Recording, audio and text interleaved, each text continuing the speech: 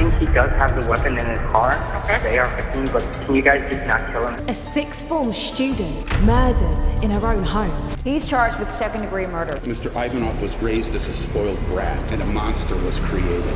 The following stories tell the tale of three beautiful teen girls who got killed by their jealous ex-boyfriends. We have a high school student devastated after his girlfriend breaks up with him, who becomes so enraged he decides to take her life. We then have a man who seemingly killed his girlfriend for no reason, who still has yet to pay for what he did.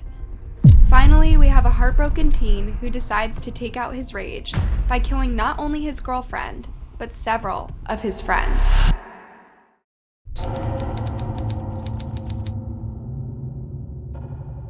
A sixth form student murdered in her own home. We couldn't understand why someone would want to break into her house and especially kill her in the process. This story takes place in a small town in the countryside of Wiltshire, England. It's May 3rd of 2019 and 17-year-old Thomas Griffiths can be seen leaving a local bus station. What nobody who passed him could have known was that he was about to commit a horribly cruel act. Later that day, a beautiful 17-year-old girl, Ellie Gould, would be discovered by her father. And she was cold. She was very cold. She was stiff. So I couldn't really move her. Her killer was Thomas Griffiths, her ex-boyfriend. Thomas entered Ellie's home, found her in the kitchen, and strangled her. He also stabbed her many times. This vicious murder shocked the nation. How could you put your hands around somebody's neck and squeeze as they're fighting you off until they take their last breath and then pick up a knife? That's 13 times in the neck. What sort of person can do that? They are sick in the head. Thomas foolishly believed that he could make Ellie's death look like she had taken her own life. So after she was already dead, he placed the knife back into her body. It's hard to imagine how a quiet and seemingly well-behaved boy like Thomas could have turned into a heartless killer. Yeah, he was just completely normal. You would never have thought he could even hurt a fly. It's the tragedy of a young man who doesn't have the emotional maturity to deal with rejection. Before Ellie's life was tragically taken from her, she was at a really good point in her life. She was working hard in school and making good grades so that she could one day go to college and achieve her dreams. She had a job as a waitress, which she enjoyed. She was learning to drive, and she was just in general at a very exciting point in her life as she prepared for adulthood. At school, Ellie got along with everyone. Something just jumped out to me. Like she was just so quirky. Like there was just something about her that you just fell in love with her instantly, really. She was just so real with everyone. She was just Ellie all the time, and she was so funny, so bubbly. Everyone loved her. Ellie was known for being bright, bubbly, and willing to talk to anyone. Her school was very prominent, and the area where she lived was considered well-to-do. There was very little crime there.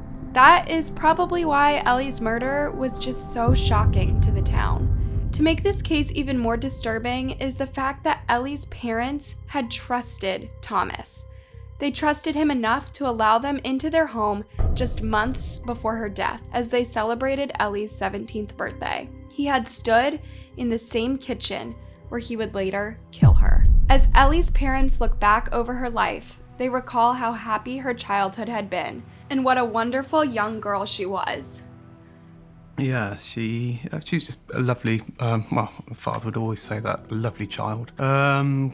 Knew her own mind from a very young age, very determined.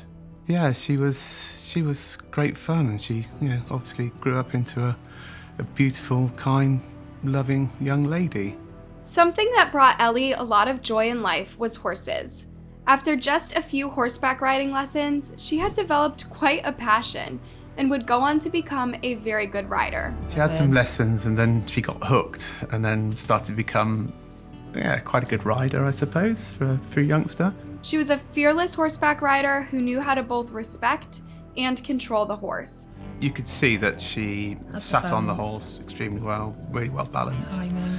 and ultimately fearless. Her passion was so strong that she was even thinking about making horseback riding part of her career. She wanted, at a time, to join the police force, the mounted police, again because of her love of horses. So she wanted to work with animals. It was a conversation we had. She used to like watching documentaries, solving cases, and she said to me, I know, that's what I want to do. I want to join the police and solve investigations. She said, I really love it. Ellie started dating Thomas in January of 2019. He was the first real boyfriend that she ever had. She had been crushing on him for several months before they ended up making things official. To Ellie's friends and family, Thomas just seemed like a normal, although somewhat of a quiet person. She would tell them that when they were alone together, he was much more outgoing and comfortable. While certainly nobody saw warning signs that suggested Thomas would one day be a killer, Ellie's parents did have some slight concerns. It didn't seem like he and their daughter were a good match. He was serious and stoic, while she was lively and fun-loving. They also noticed that in the times that Thomas would come and have dinner with them, he didn't have much to say. I wouldn't have paired him with Ellie. No. I'd say that. They were, to me, it just seemed like a mismatch. I couldn't see what she found fun about him, or why she wanted to be with him. So that was odd to me, but I just thought it would run its course. While her parents may have been worried, they just assumed the thing would run its course and she would eventually move on to someone else. Honestly, he was just your normal boy. Yeah, he was just completely normal. You would never have thought he could even hurt a fly. I think we only saw the quiet side of him because maybe he was intimidated by the big personalities in our group. But she told us that he was a lot more caring and open and louder and funnier and more outgoing when he was with her. Thomas was not only doing very well in school, but he was excelling in athletics. He also had a good and stable family life. Nothing about him would suggest he was capable of hurting anyone. There were a few things going on in the young boy's life that were notably traumatic. His grandmother had recently passed away, and his father was undergoing treatment for cancer. But still, none of these things seemed to be enough to make somebody suddenly turn into a killer. But he wasn't a big character that you could say, yes, these are the character traits that he has and he is this type of person. He was quite a closed book, I feel. I didn't think they were a match made in heaven, but I'm not the type of person to judge someone on who they choose to date. I think if someone's happy, and Ellie did seem happy, I was happy for her. You know, whether I thought Tom was punching, if you will. I don't think I would ever say, their relationship was an odd match, because I think she was happy, he was happy at the time. And just seeing Ellie happy just made me happy for her. Even though Ellie's friends didn't exactly see her and Thomas as a match made in heaven, all they cared about was that she was happy. And she seemed to be. But eventually, Ellie began to wonder if she really was happy. She had a lot of stress on her shoulders at the time as she prepared to graduate, and she knew she had a lot of important exams looming in her future. Spending time with Thomas started to feel more like a burden than fun. I just remember her mentioning to me how she didn't like she wanted to be able to focus on herself and her friends and A-levels. I just think she got fed up with him having to see him every night, or him getting grumpy if they didn't see each other. And I just think she realised herself, I don't want to be in this situation. He'd started talking about marriage and kids and things that had made her realise that he thought about it so much more seriously than she did. Thomas was starting to talk about a lot of serious things that kind of scared Ellie. He was talking about marriage and children and settling down. These were all things that she was far from being ready for, and she started to realize that Thomas was taking their teenage relationship a lot more seriously than her. They were clearly not on the same page. Ellie ended up discussing her relationship with her close friend Harriet. We sat down during one of our free periods and we spoke about it, and she told me all of her feelings and how she just felt weighed down by him and she didn't want to be with him anymore. But we weren't alarmed by how he would react to that. She was confident that she would be able to tell him how she felt and he would accept that. Meanwhile, as Ellie prepared to break up with Thomas, it was clear to her friends that he was becoming more and more possessive over her. He didn't like when she would try to play games with others at schools and would often pull her away to sit with him. He didn't want her to pay attention to anyone else. It was clear to everyone that Ellie was uncomfortable with this, and Ellie became more determined than ever to end things with him. So she ended up going to her mom for help. And in my head, I had those warning signs that this is somebody becoming quite possessive, which is why I said to her, Ellie, you don't want to go out with somebody like that. And she said, no, I don't, Mum, I'm not. Don't worry, she said, I'm going to sort it. And I said, well, what are you going to do? And she went, it's fine, Mum, I'll sort it. On a Thursday evening, Ellie texted Thomas to tell him that the relationship was over. So she broke up with him the Thursday evening. And I remember this is all through social media again, but she was just saying how he was denying it, saying, no, we're not going to break up, like, you don't want this isn't what's good for us, like, we should just stay together. He was in complete denial and kept telling her that this wasn't what she really wanted. He told her that they needed each other and loved each other and had to be together. None of this was enough to change Ellie's mind. It was safe to say he didn't take the news very well. He entered the school where the two teens attended the next day. He walked into the common room, supposedly, asked around, said to somebody, does anyone know where Ellie is? And I think somebody said, I think she's coming in at lunchtime with Ellie Welling because they've got no lessons this morning. She's at home revising. Ellie didn't have classes that morning, so she would just be studying at home. This was likely why Thomas made the decision to go back to her house looking for her. But before Thomas did that, he first stopped by home so he could change clothes. While in the process of changing, he realized that his mother had arrived home. He didn't want her to know that he had come home from school, so he hid from her. He later stole her car and drove to Ellie's house. At around 3 p.m. that day, Thomas texted in the friend group chat that he had been feeling really low ever since his breakup with Ellie, and suggested that he had been hurting himself. I think everyone notices that I've been really down lately, and I need to tell you why. Me and Ellie are going to go on a break and see how things go after exams. As well as this, my dad has cancer and my nan has been in the hospital having heart problems.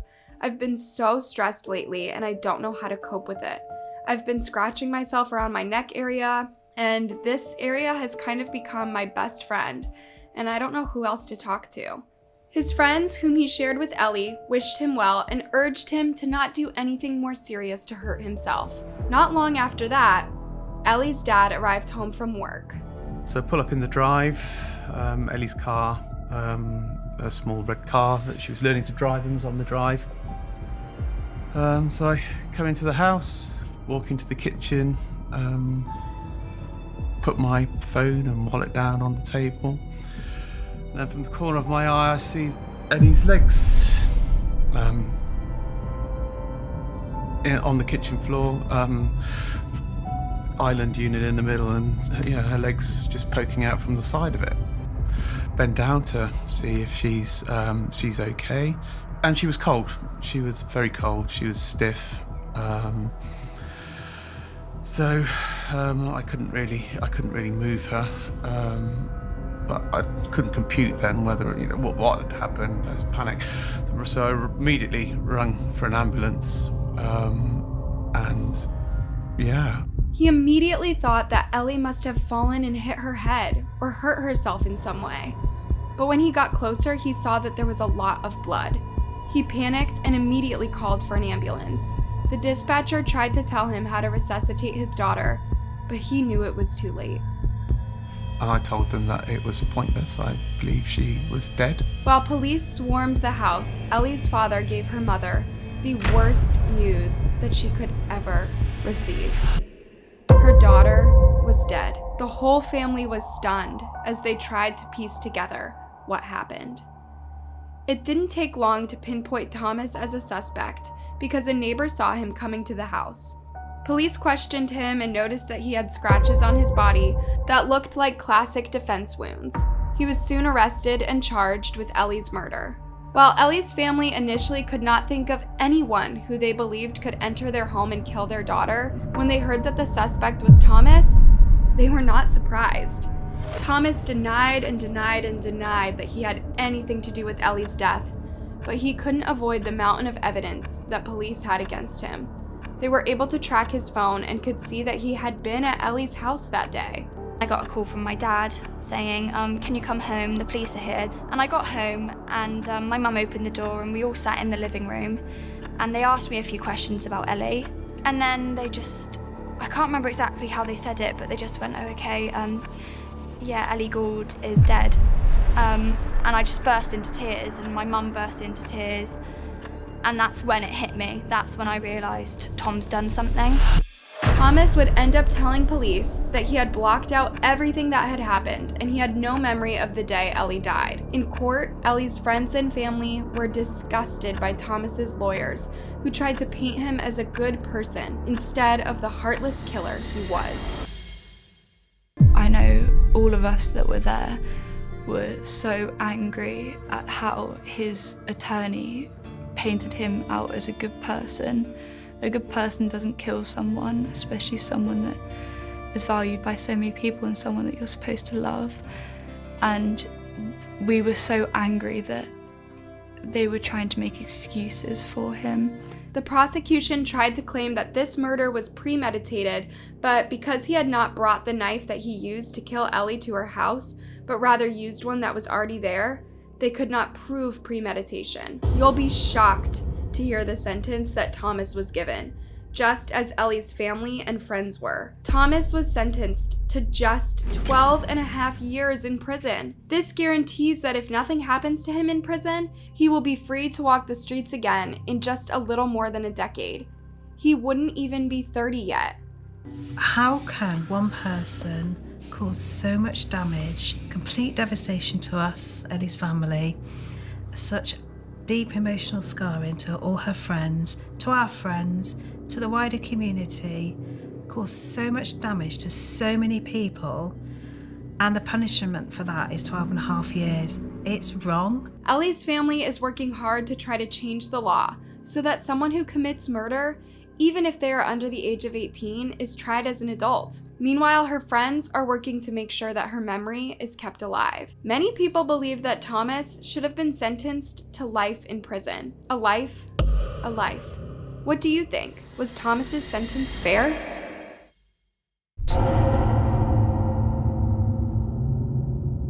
Four years after she went missing, later found dead in the Arizona desert, trial begins for Kira Bergman's ex-boyfriend. He's charged with second-degree murder. I'm not in connection with anything, and then since then, her family still wants to put blame on me and still wants to accuse me and say negative things about me in regards to everything. This is the case of Kira Bergman, a beautiful 19-year-old girl from California.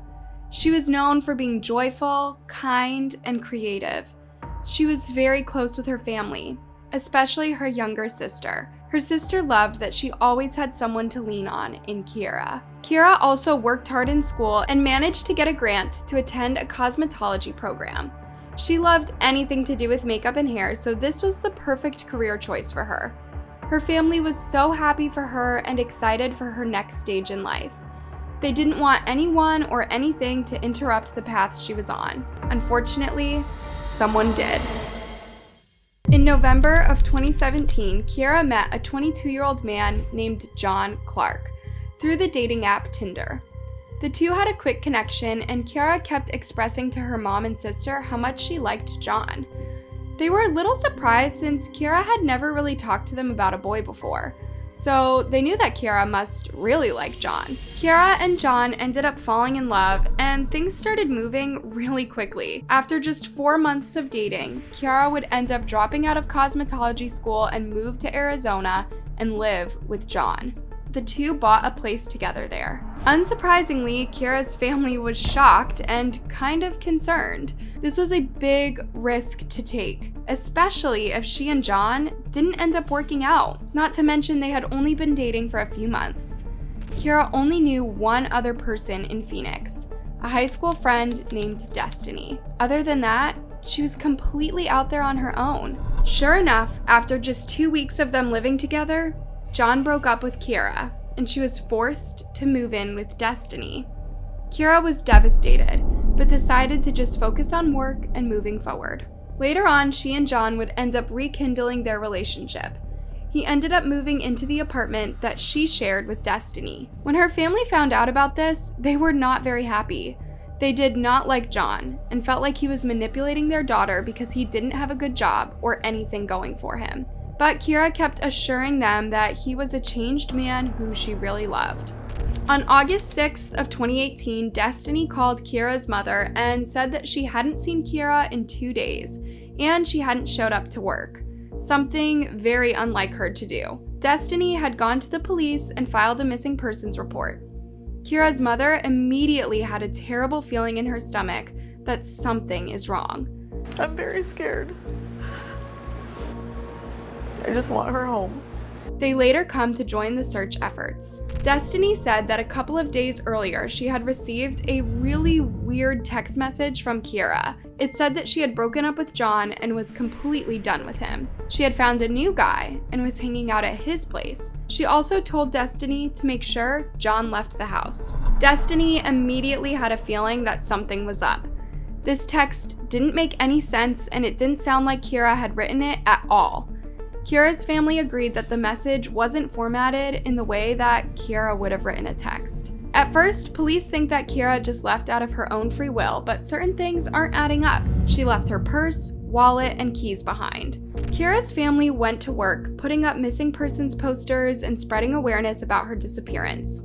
A week passes, and there's still no sign of Kira. Just walking in here to a barren home, it'll never be the same. It's really hard. It's really hard. Destiny told the press about the strange text message she had received from Kira.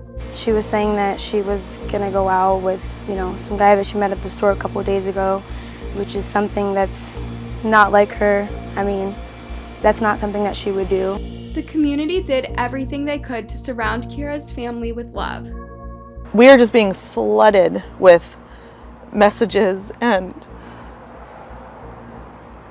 people telling us that they're praying for us and praying that she comes home safe. I just miss my sister, and I want her to come home. Kira's family really believed that John had changed their daughter.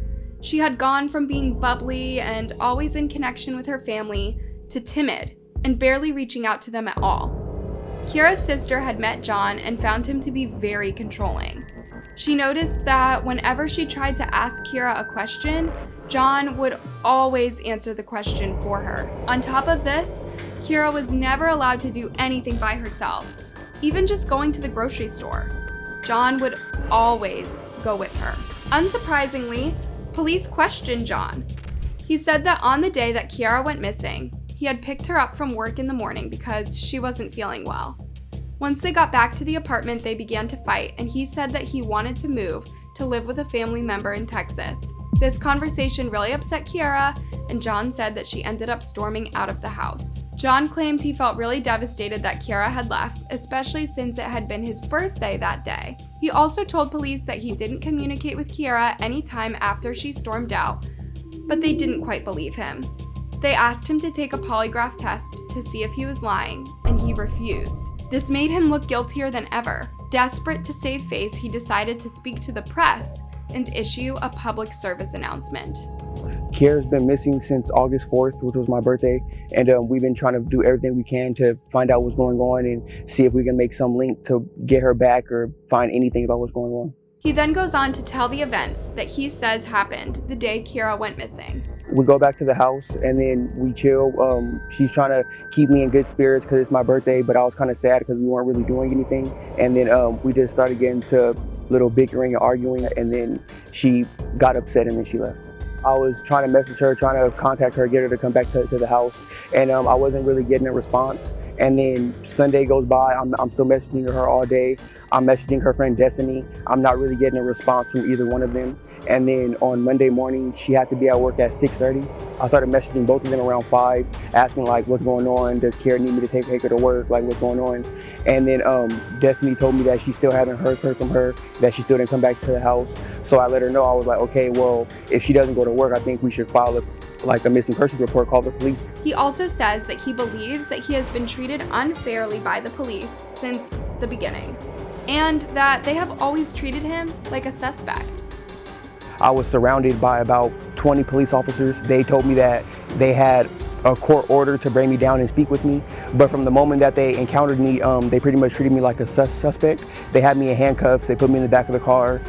They drove me down to the station. When I was in the interview room, I was handcuffed to the table, and they let me go that night. I'm not in connection with anything. And then since then, her family still wants to put blame on me and still wants to accuse me and say negative things about me in regards to everything. Kiera's family didn't really feel like this plea was genuine, especially because he kept talking about himself and his birthday. Police eventually get a warrant to search John's car, and inside they start making a startling discovery. He had 24 California driver's licenses that didn't belong to him. He was arrested and charged with identity theft and forgery. The weeks pass by, and eventually a bicyclist finds what looks to be human remains that were decomposing on an isolated road. The person was later determined to be Kiera, who had been killed. Kiera's family was absolutely devastated when they found out the news, and they could barely cope with the pain. They couldn't believe someone so bright and bubbly had been killed this way. Meanwhile, police are still working on building a case against John. When they asked him about the remains that were found, he immediately asked for a lawyer, making himself look extra guilty. To make matters worse, Destiny told the police that John was very abusive, and she often saw bruises on Kiera's body that she believed John had caused. As if that wasn't enough to seal the coffin for John, a neighbor had seen John and another man leaving the apartment with trash bags the day Destiny went missing. John is eventually charged with murder, to which he pleads not guilty. To everyone's shock, the case is at first thrown out. It is not until 2019 that John is questioned about Kiera again, and once again the case is dismissed because the prosecutors manhandled the evidence. Finally, in August of 2022, a trial finally began. The trial is still ongoing and is expected to be lengthy. May Kiera finally get the justice she deserves as soon as possible, and may she rest in peace.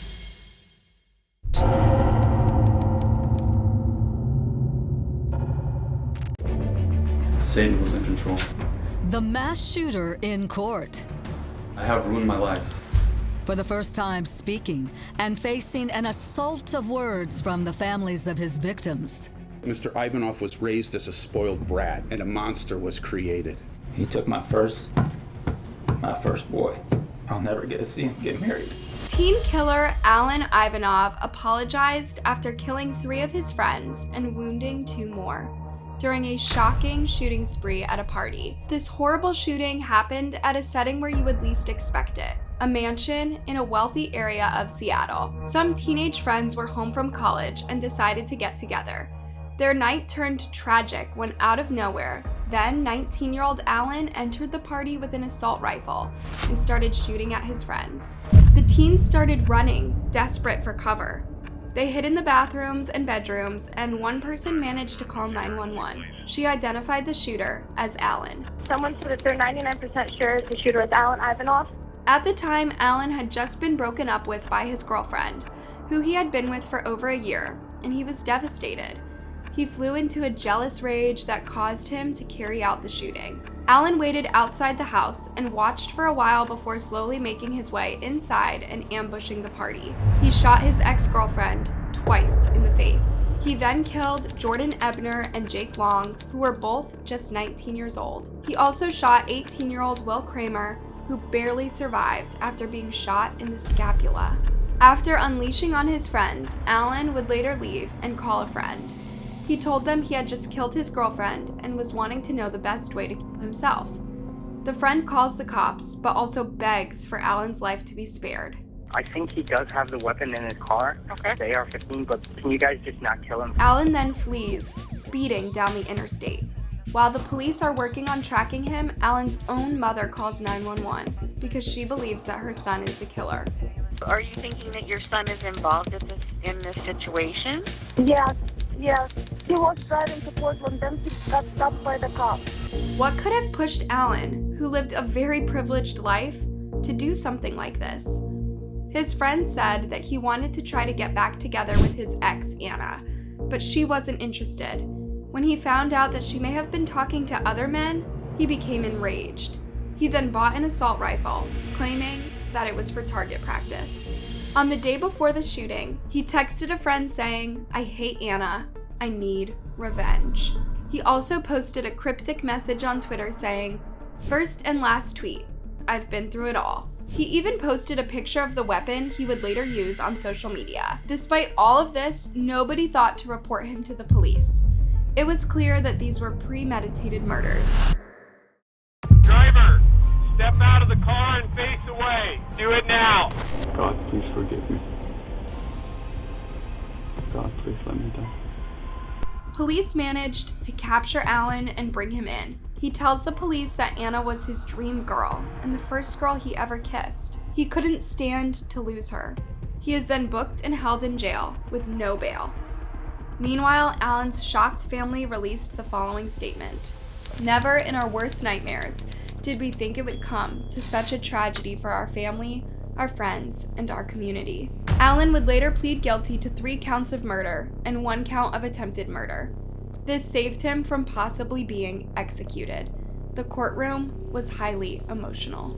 Alan Ivanov fired 20 bullets into our home. 3 beautiful young people lost their lives. Jake Long's mother brought the urn carrying his remains into court with her and kept it on the podium as she shared the agony she experienced every day since losing her son. It seeps down into my chest where my heart is squeezed to the point that I am just sure it's going to explode. Anna's dad would also speak with the help of a translator. Every day I think about it, I cry, I don't know how to stop it, and it's just hard. The father of Will Kramer, who just barely survived, took the stand and spoke about how horrible Alan's behavior had been ever since being behind bars. Since the crime, he has written rap lyrics bragging about murdering his girlfriend. Finally, it was Alan's turn to speak. Anna visits me in my dreams and talks to me all the time. I cannot explain how much I loved her and how much I still and forever will. But he also seemed to shift the blame and make it an issue about how easy it was for him to get the weapon he used to kill his friends. However, I'd like everyone to hear loud and clear that it was the ease of acquiring a gun that enabled me to act on my emotions. I don't mean to absolve myself of guilt or dodge responsibility, but I know for a fact that even in the feverish state that I was in, I never could have done this with my hands. I wish they never sold me a firearm, and I wish I was never legally allowed to buy one. He then offered the grieving victims and family members an apology. Again, I am so sorry for causing all of you to be here today, and for causing so much senseless pain. I will forever pray for the victims, their families, friends, our community, my family, and everyone who has suffered from this tragedy. May God be with all of you. The judge ultimately decided to sentence Alan to life in prison without the possibility of parole. Meanwhile, the families of the victims have their own life sentence, a life without ever being able to see their loved ones again.